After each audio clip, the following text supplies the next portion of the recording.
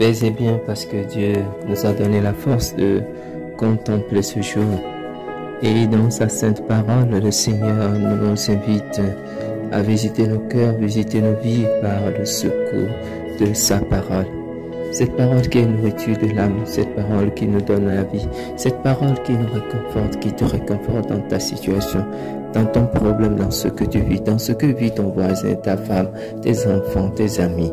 Voilà, le Seigneur nous invite dans sa parole à contempler nos vies durant ce temps de carême. Ce temps de carême qui est un temps de conversion, qui est un temps de pénitence, qui est un temps de prière, comme nous le savons, et comme nous nous défonçons à multiplier les actes de pénitence. Mais est-ce que ces actes de pénitence nous convertissent vraiment?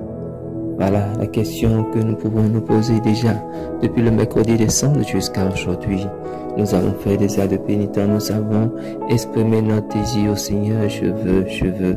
Nous avons fait des actes de pénitence, mais est-ce que ces actes de pénitence nous portent déjà dans la mouvance de la conversion ou est-ce que nous les faisons juste pour les faire? Est-ce que cela a déjà commencé par changer? C'est vrai. On ne peut pas statuer si on n'arrive pas à la fin. Mais est-ce que je sens dans mon cœur que cela a déjà commencé par agir? Ou est-ce que je sens que je suis en train de faire un effort sur eux, un effort sur moi? Alors voilà, posons-nous ces questions en cette période du temps de carême. Il reste encore beaucoup de jours et le Seigneur nous y invite et nous attend pour nous former, pour nous aider à grandir spirituellement. Alors le Seigneur, voilà, c'est ce que le Seigneur nous dit, c'est ce que le Seigneur me dit, c'est ce que le Seigneur te dit. Et le Seigneur nous invite à faire cet élan, ce choix de vie, ce choix de le suivre sur notre cheminement. Mon frère, ma soeur, la paix du Seigneur soit toujours avec toi. La paix du Seigneur soit toujours avec toi parce que ce Seigneur que tu connais, et peut-être que tu ne connais pas assez ou que tu veux connaître encore ou bien que tu veux connaître maintenant, t'invite et m'invite, nous invite. Il nous invite à explorer sa parole.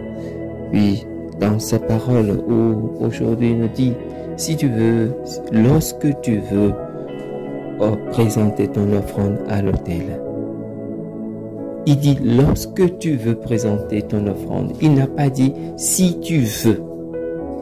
Le si est conditionnel. Le si c'est si. Mais lorsque tu veux, ce qui suppose que en tout chrétien autant que nous sommes, déjà quand nous portons le nom de chrétien, nous sommes appelés à offrir quelque chose, à apporter quelque chose à l'autel. À l'autel de qui? À l'autel de Dieu. Alors lorsque, pour dire que tu es, ce n'est pas un choix facultatif. Nous sommes appelés à offrir quelque chose à notre Seigneur, à notre Dieu, pour l'honorer, pour le louer, pour le magnifier, pour le célébrer. Alors, depuis que tu es chrétien, depuis que tu es chrétienne, tu as sûrement fait des offrandes au Seigneur. Tu t'es sûrement levé pour donner la quête. Tu as sûrement fait des offrandes. Tu as sûrement donné quelque chose au Seigneur. Mais aujourd'hui, si le Seigneur nous répète et te répète et me répète cette parole, c'est pour nous rappeler quelque chose. Parce que la parole du Seigneur, comme il a dit, ma parole ne me reviendra pas sans avoir accompli ce pourquoi elle a été envoyée. Ne me reviendra pas sans résultat. Alors la parole du Seigneur ne peut jamais lui revenir sans résultat. Si cette parole n'a pas de résultat sur ta vie, alors pose-toi la question, est-ce que je laisse la parole de Dieu me transpercer? Est-ce que je laisse la parole de Dieu me toucher? Est-ce que je laisse la parole de Dieu me transpercer et me renouveler? La parole de Dieu est la parole de Dieu. La parole de Dieu a toujours son effet, a toujours une puissance et cette puissance ne le retournera pas sans avoir fait ce pourquoi elle a été envoyée. Parce que la parole de Dieu est vie. Là où il y a la mort, la parole de Dieu te donne la vie. Là où il y a le doute, la parole de Dieu te donne la foi. Alors demande au Seigneur que sa parole te touche encore plus, encore plus. Demande-le pour ton frère, demande-le pour ta soeur, demande-le pour tes amis. Demande-le pour le monde entier, que la parole de Dieu nous touche et nous embrasse encore et encore, et encore et encore et encore. Et la parole de Dieu dit, comme je le disais, lorsque tu apportes ton autel, à l'autel ton offrande, alors l'offrande est apportée à l'autel. Et le texte est sacré dit, lorsque tu apportes ton offrande à l'autel et tu te souviens que tu as quelque chose contre ton frère, ou que ton frère a quelque chose contre toi, laisse là ton offrande. Va te réconcilier avec ton frère. Un peuple dit que notre offrande, que le Seigneur ne veut pas la quantité de l'offrande, mais il veut la qualité de l'offrande. Sinon, pourquoi il dirait, si tu te souviens que tu as quelque chose contre ton frère, que ton frère a quelque chose contre toi, laisse là ton offrande. Alors lui, ce qui l'intéresse, c'est la qualité de l'offrande. Et cela me fait penser à la veuve qui a tout donné, qui a tout mis, Dieu a mis de son superflu, qui a tout mis dans le tronc du temple, pendant que les autres donnaient de leur superflu, Et toi, quand tu veux donner à Dieu, qu'est-ce que tu mets dans ton offrande? Est-ce que tu mets de la qualité ou tu mets le déchet de ton offrande? La question, nous devons nous la poser. Est-ce que nous mettons la qualité de l'offrande, nous mettons le produit, le vrai produit de notre offrande, ou nous mettons le déchet de notre offrande? Parce que l'offrande n'a de sens que s'il coûte. Quand j'offre, cela me coûte parce que je l'ai pensé, je l'ai désiré et je le fais de tout cœur. Alors Saint Paul nous le dit, que chacun donne comme il a décidé dans son cœur, sans regret ni contrainte. Alors ce que tu donnes à ton Dieu, que cela soit sans contrainte.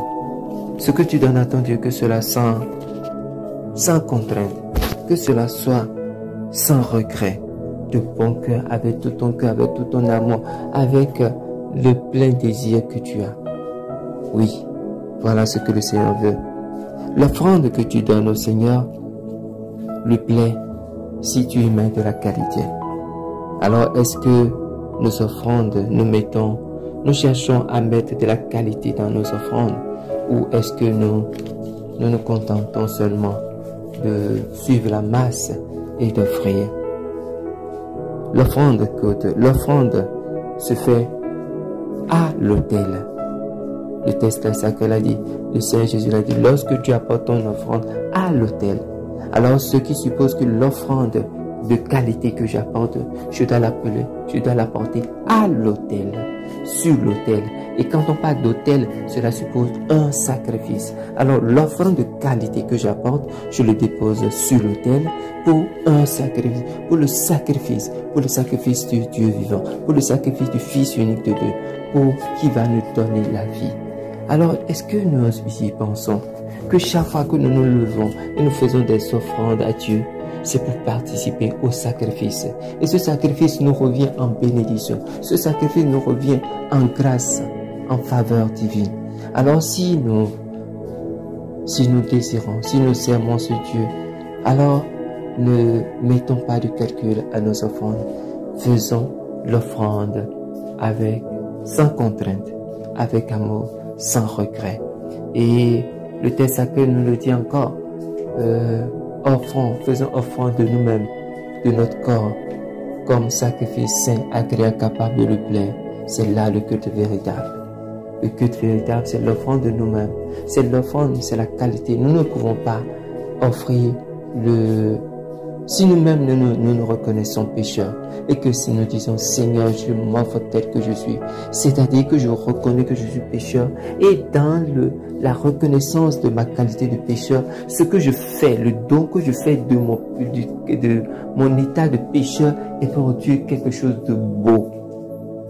Mais si déjà je veux lui offrir le déchet, alors je suis parti sur un mauvais point.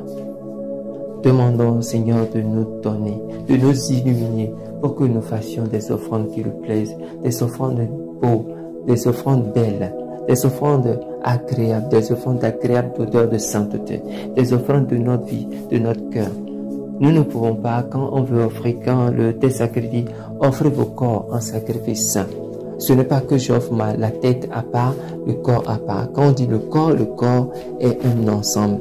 La tête, les membres, les pieds, tout et tout ensemble. Mais parfois, nous voulons offrir, nous voulons faire des offrandes à Dieu, mais nous voulons seulement offrir la tête et garder les membres. Offrons-nous totalement et demandons au Seigneur, aide-moi à offrir, à présenter devant toi une offrande de qualité. L'offrande de qualité, c'est ta vie. Ce sont tes problèmes, c'est ce que tu vis, c'est ce que tu rencontres, c'est ton quartier, c'est ta ville, c'est ta maison, c'est ton lieu de travail. L'offrande, c'est ce que tu as dans le cœur, mais que cette offrande soit une offrande de qualité, parce que Dieu est un Dieu saint, est un Dieu fort, c'est un Dieu bon, c'est un Dieu miséricordieux, c'est un Dieu qui t'aime, qui veut te bénir. Alors sois béni, mon frère, sois béni, sois rempli de la grâce du ciel, sois favorisé par les anges, sois favorisé par la puissance de la parole de Dieu, de ce Dieu qui t'aime, qui m'aime et qui nous aime. Mon frère, ma soeur, demandons au Seigneur cette grâce et prions les uns pour les autres. Père, c'est bien à toi, Père, c'est bien sur ta famille, Père, c'est bien sur tes amis, Père, c'est bien autour de toi. Père, c'est bien.